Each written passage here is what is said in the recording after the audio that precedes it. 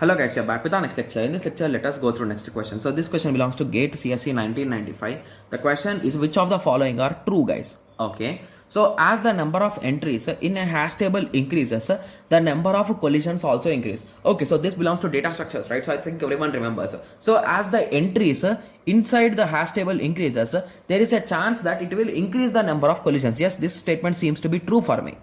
Okay, so moving on to statement 2, recursive programs are efficient.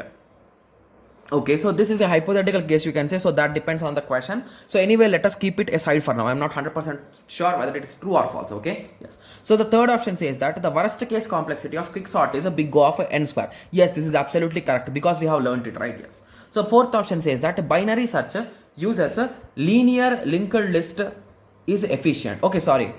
Binary search using a linear linked list is efficient.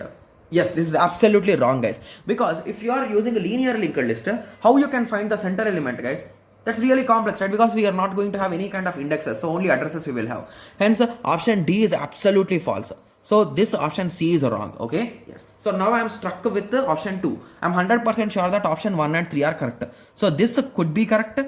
Okay, and these two are not having, there are no option with the 3 options, right? So 1, 2 and 3. So here I can conclude that option D is the correct answer, right? So with this understanding, so now let us check why 2 is wrong, guys. Okay, yes. Okay, so if you ask me, the main reason why someone can say that recursive programs are not so efficient is because they do multiple calls, right?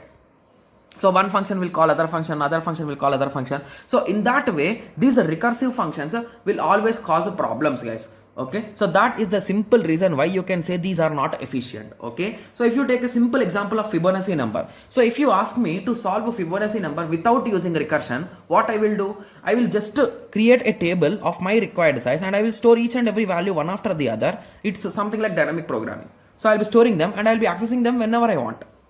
Okay, here I'll be avoiding the calculation of multiple times, right? Yes.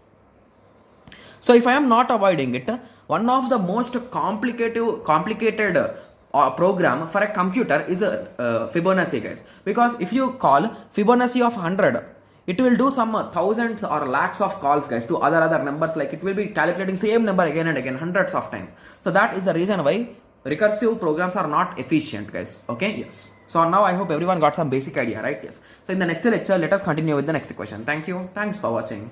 Like, share and subscribe for more awesome videos like this. Thank you.